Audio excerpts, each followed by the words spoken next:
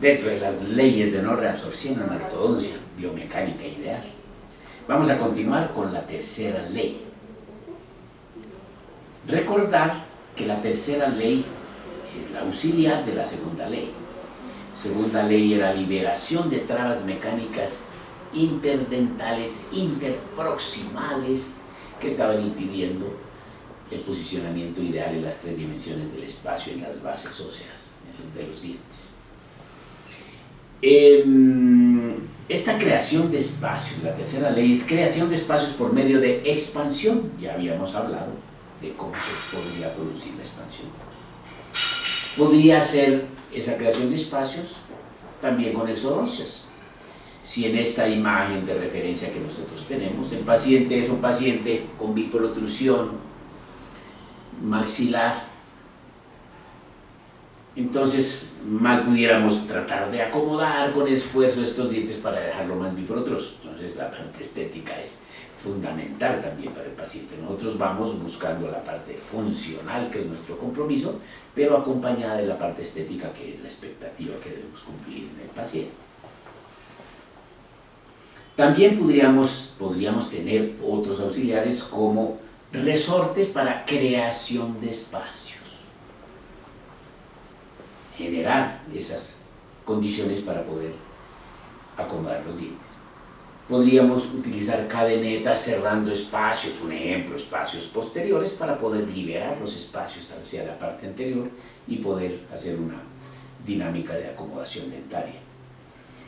Podríamos también tener el recurso del stripping interproximal, desgaste interproximal suave de las superficies, pudiendo llegar incluso hasta unos 2.5 milímetros por superficie dentaria. Eso nos daría un margen de espacio maravilloso también. Podemos hacer procedimientos quirúrgicos y otros aditamentos que están en el mercado para generar espacios para el libre movimiento dental. Hablemos ahora de la utilización de la cuarta ley, utilización de fuerzas ultralivianas en dirección al desplazamiento libre dental. Esto hace referencia a la fuerza que debemos aplicar puntual en un diente, que no debe sobrepasar los 31 gramos fuerza en promedio. ¿Por qué no podemos sobrepasar esa fuerza? Si nosotros tenemos hacer un movimiento dentario y exageramos la fuerza, pues recordemos que el diente está cubierto por el ligamento periodontal, que hay un paquete vasculonervioso también que está presente en el ápice. Y si la fuerza es exagerada, mayor a 31 gramos fuerza, puede haber una ruptura de la tensión superficial de los vasos. Se produce extravasación celular, lisis y alinización, y un proceso de reabsorción, tanto ósea como del cemento radicular. Por eso las fuerzas deben ser muy suaves, ojalá que se parezcan a movimientos biológicos, para permitir que todo el proceso inmunológico de reabsorción y aposición ósea en el movimiento dentario sea noble, tranquilo y sin ninguna angustia. Nosotros tenemos los dinamómetros que nos permiten medir las fuerzas con una aproximación interesante para saber qué fuerza podemos hacer, ejemplo, para una tracción de un canino o para procesos de mesialización. Pero también ya hay como unos estudios que demuestran que si nosotros trabajamos con arcos ultralivianos, tipo termoactivados, 0.012 pulgadas de diámetro, 0.014 pulgadas de diámetro, pudiésemos abrazar dientes que estén alejados del arco base que vamos a colocar, ya sea en sentido vertical, anteroposterior o transversal. Si están alejados a más de 4 milímetros, no es ideal abrazarlos ya, sino después hacemos otros mecanismos de tracción para irlos acercando. Quiero decir con esto que si yo voy a hacer una tracción, ejemplo, de un canino que tenga intención de distalizarlo para que esté en condición de acomodación difícil, ya le genero el espacio y empiezo a traccionarlo. Si yo lo hago, un ejemplo de un tren de anclaje posterior, el tren de anclaje posterior es ligar supraarco, un ejemplo, si yo en un caso clínico he hecho la exodoncia de un primer premolar con intención de colocar el canino en posición de llave de oro canina por medio de tracción. Entonces yo puedo tener un anclaje, indudablemente, y después explicaremos cuando empecemos las clases de anclaje, un tren de anclaje supraarco, quiere decir vamos a ligar supraarco o colocamos wings de trabas mecánicas para poder traccionar ese canino. Si yo extiendo una cadeneta del hook, que es el ganchito del bracket, al componente posterior, al tren de anclaje posterior, yo debo tener un promedio de tracción. Si no tengo el dinamómetro, entonces yo pasivamente mido del hook, por decir algo, de mi 4 a hook del 5, que es donde voy a entrelazar. Siempre hacemos mecanismos de tracción, por lo general, de hook a hook para acercarnos al centro de resistencia del diente y que el movimiento sea un movimiento más controlado de cuerpo. Entonces yo vengo con esta medida pasivamente, un ejemplo con mi ligadura elástica, con mi cadeneta elástica, y vengo, cuando ya me acerco a unos 4 o 5 milímetros, yo corto mi ligadura elástica. Y si yo tengo en ese componente de ligadura unos, digamos, unos 6 módulos elásticos unidos en ligadura abierta, yo corto a la mitad. O la otra opción es cuando yo estoy a 5 o 4 milímetros, yo corto y con esos módulos elásticos, con esa longitud, es que voy a hacer la tracción. Eso me va a permitir una fuerza muy moderada y continua que permita un movimiento adecuado y todo el proceso inmunológico de absorción y reabsorción. De la absorción y la posición no se hace con buena tranquilidad. La quinta ley está en estabilización activa y pasiva del tratamiento, evitando las recidivas. ¿Qué quiere decir eso? Cuando yo tenga ya cumplido un objetivo de movimiento dentario, yo debo automáticamente cerrarlo, estabilizarlo con un alambre de ligadura muy fuerte y estabilizarlo tempranamente para evitar recidivas. Y cuando hablamos de una estabilización pasiva, ya hace parte de los estabilizadores finales que hacemos, o placas de contención o estabilización. Los estamos invitando a que continúen con sus inquietudes. Durante estos adiestramientos se va a abrir una posibilidad para que ustedes hagan sus consultas y nos dejen sus consultas para ir avanzando en todo este proceso educativo bajo la modalidad de educación continuada.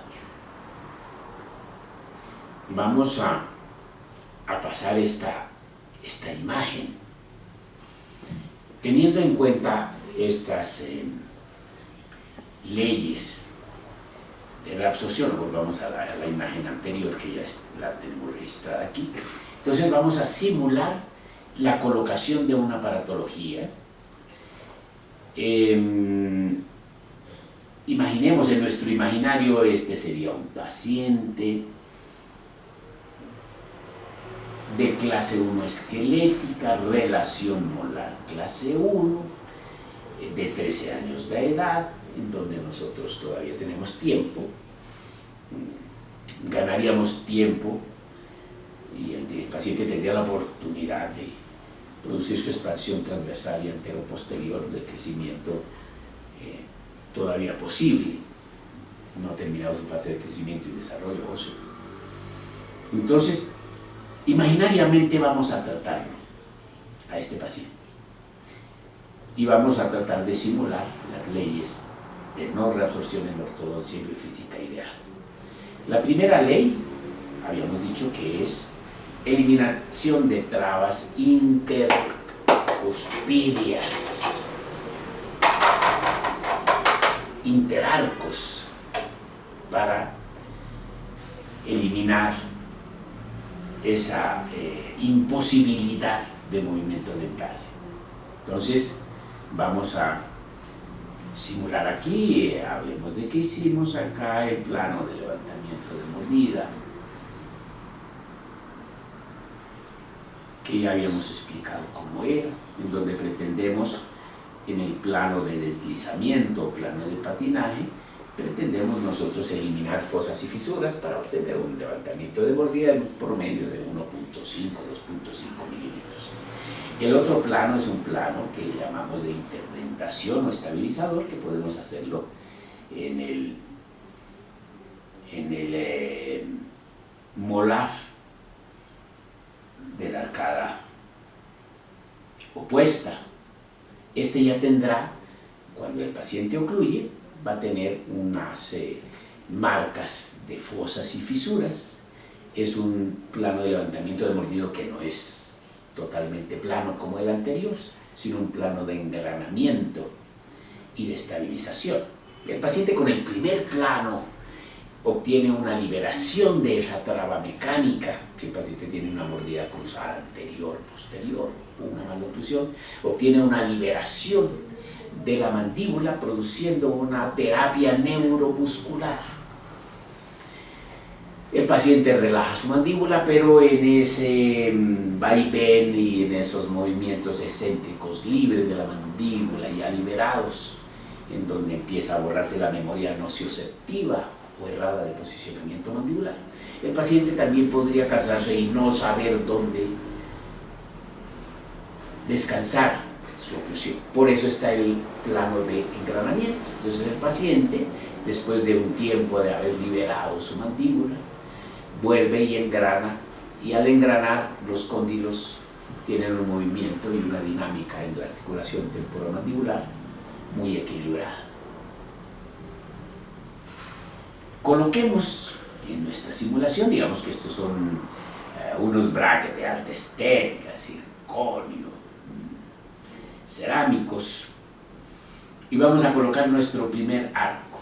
Nosotros tenemos una secuencia de arcos, siempre iniciamos con arcos de fuerzas leves y continuas.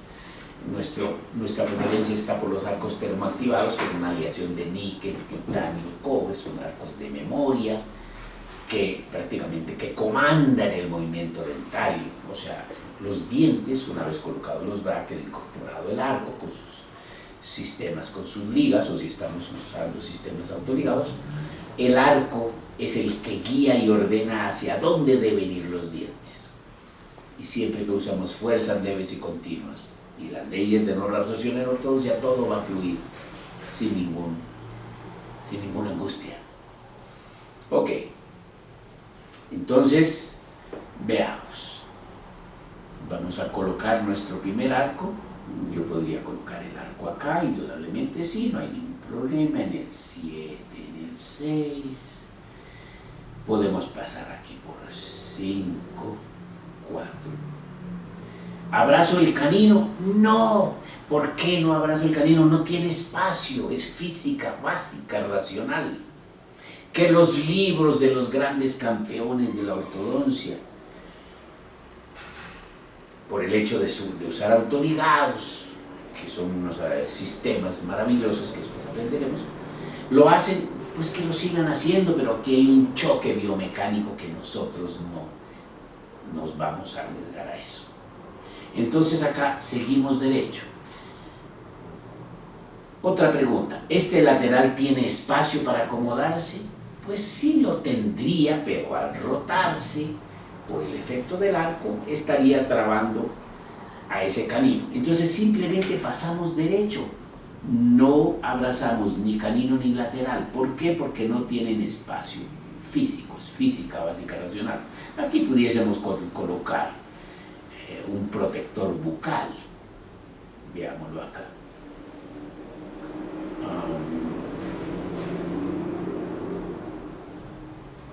Pudiésemos colocar de pronto un protector bucal o protector de tejido entre este premolar y el central. Perfecto. Ok.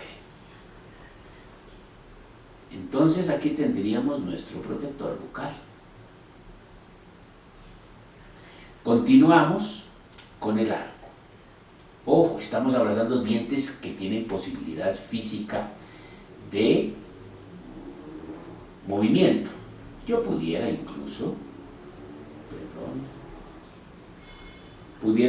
abrazar el siguiente central. Ay Dios, aquí volvemos, perdón, ya estamos acá. Este también, no está tomando aquí, ¿qué pasó? Ya. Entonces vamos a abrazar central también. Continuamos acá.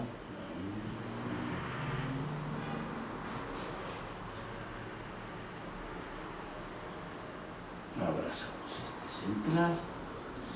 Pregunta, ¿abrazo el lateral y el canino? No, no tienen espacio físico. Paso directo a los premolares. Y 6 y 7. Ok. En los espacios, en estos tramos largos, usamos el protector de tejidos para que el paciente no se maltrate con el paso de la lámpara.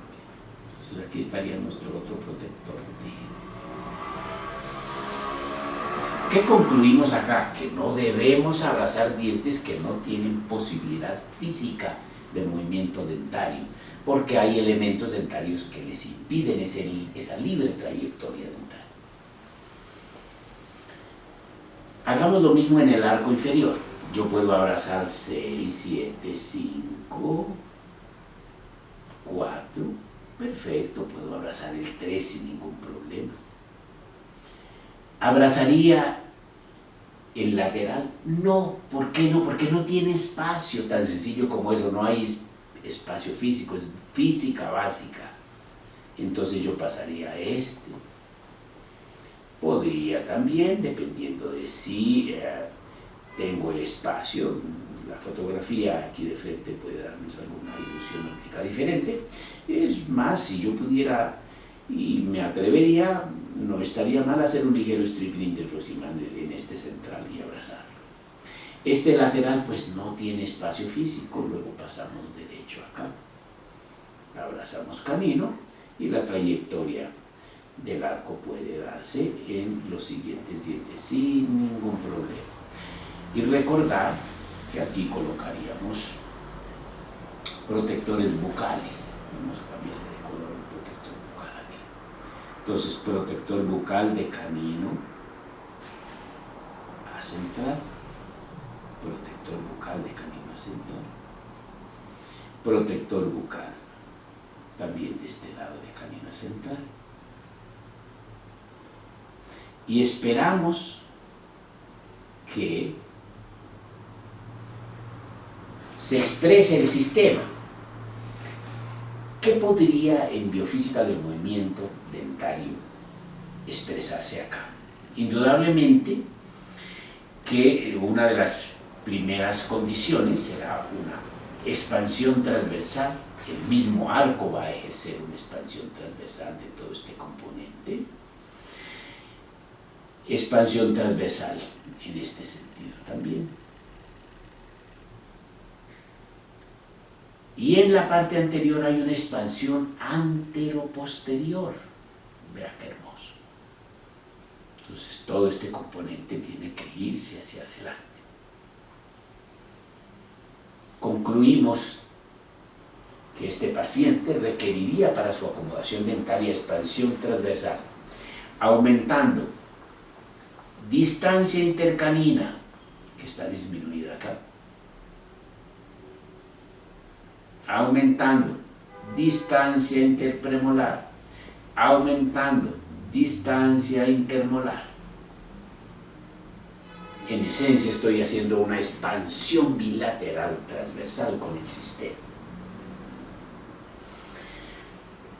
Es probable que necesite más aditamentos, aparte de la expansión, entonces yo pudiera necesitar de pronto ya en posterior activaciones, unos resortes abiertos. Entonces yo podría cambiar perfectamente la condición de